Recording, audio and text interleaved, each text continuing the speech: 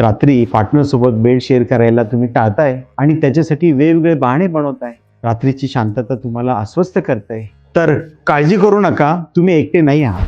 काही दिवसापूर्वी साधारण 30ला एक तरुण माझ्या क्लिनिकला आला होता. लग्नाला त्याच्या 2 वर्ष झाली होती, पण नवरा बायकोंमधला संवाद जवळपास संपण्यात जमा झाला होता. त्याच्या डोळ्यात अगदी पाणीच आले मला सांगताना की डॉक्टर, अर्ली इजॅक्युलेशनमुळे माझं नातं तुटेल का हो? मी माझ्या बायकोला कधीच संतुष्ट करू शकणार नाही का? तो तरुण स्ट्रेस आणि स्वतःला कमी लेखण्याच्या विळख्यात पूर्णपणे अडकला होता. पूर्ण केस हिस्ट्री आणि फिजिकल एक्झामिनेशन केल्यानंतर त्याचा प्रॉब्लेम शरीरात कमी पण मनात जास्त होता. अनेकदा सेक्स म्हणजे आपल्याला फक्त पेनिट्रेशन, परफॉर्मन्स एवढंच समजतं, पण मित्रांनो, सेक्स हे त्यापेक्षा बरंच काही आहे, जसं की लव्ह, केअरिंग, कम्युनिकेशन, अंडरस्टँडिंग.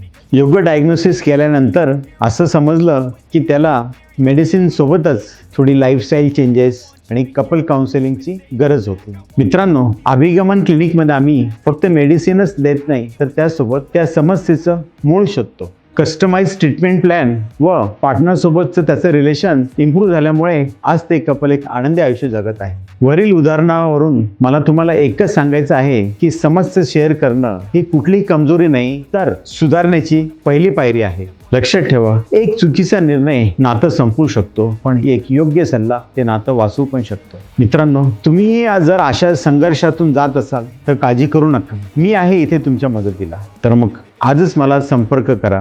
धन्यवाद.